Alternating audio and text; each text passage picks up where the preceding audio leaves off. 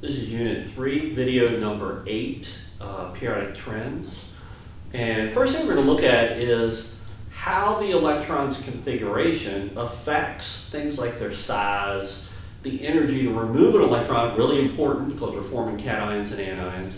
And then at some point we'll throw in a concept called electronegativity, very important concept in chemistry. Let's talk first about what we call shielding and effective nuclear charge. The nucleus, the nice thing about the nucleus is all of the positive charge is concentrated at a point.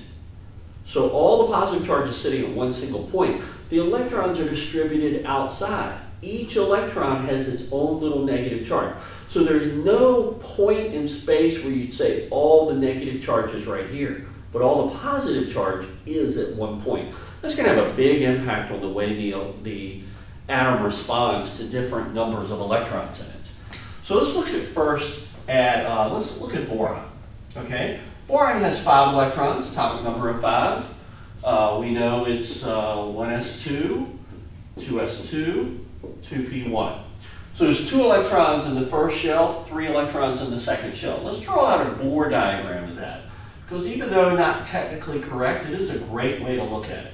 So here's our +5 nucleus. We've got the 1s and the 2s. The 1s has 2 electrons, and the 2s, 2p has 3 electrons. So there's 3 electrons around. Again, we know that's subdivided into sublevels and all that. We're not going to worry about that at this point.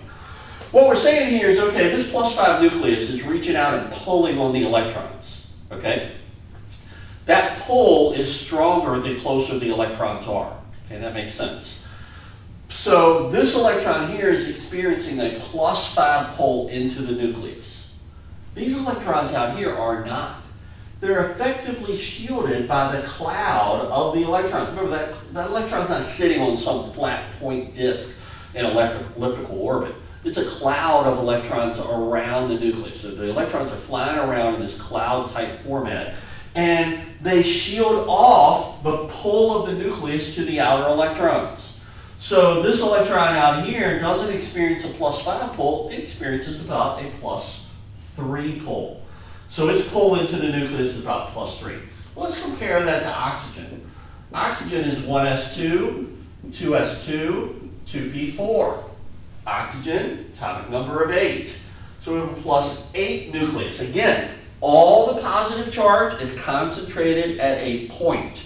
Remember our illustration of the atom, if it was the size of an NFL stadium, the nucleus would be a P at the 50-yard line, electrons sitting in the stands. Well, now we have a kind of a feel, those electrons, what they're doing out there. Well, this +8 nucleus, there's still only 2 shells. 1, 2, okay? This first shell has 2 electrons, 1, 2. But now in the second shell, we have 6 electrons. 1, 2, 3, 4, 5, 6. Okay? Now, let's think about the concept of shielding. These 2 electrons shield off the pull of the nucleus to the outer electrons. The outer electrons hardly shield each other at all. We say they're poor shielding electrons. Okay? It'd be like you trying to get shade from somebody standing beside you. They're not going to do a good job shading you. Some tall guy gets in front of you, yeah, he's going to shade you great. Okay? So same thing true here. These electrons here are good shielders. Shield off the outer electrons, great. So this electron sitting out here is experiencing about a +6 pull rather than the +8 pull in here. But notice, boron's outer electrons +3 pull, oxygen's outer electrons +6 pull. These electrons in oxygen are going to be closer to the nucleus than the electrons in boron. They're going to be harder to remove. So in reality, whereas boron, first subshell, second, so boron's about this big, oxygen, those outer electrons feel that +6 pull, they come in, and oxygen is smaller than boron. Okay? You'd say, well, that doesn't make any sense. It has more protons, neutrons, and electrons. It does. But remember, all the protons and neutrons are concentrated at a point at the nucleus. We talk about the size of the atom is the extent of the electrons. So the electrons are being drug in. So let's look at the periodic table for a second.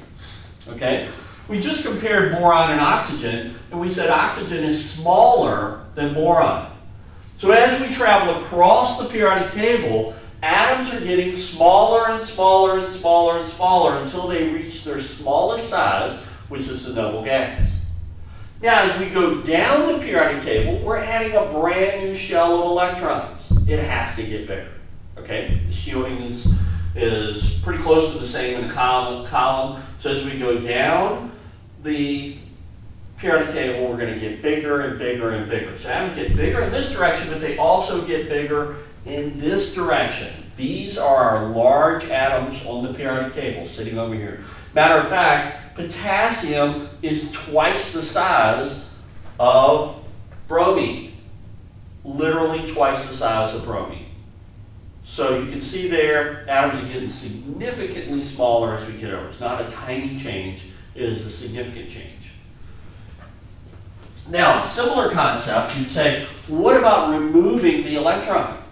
Well, as the electron is drawn closer to the nucleus, it's held tighter. We use a concept called effective nuclear charge, and that's what I'm talking about when I say this +3.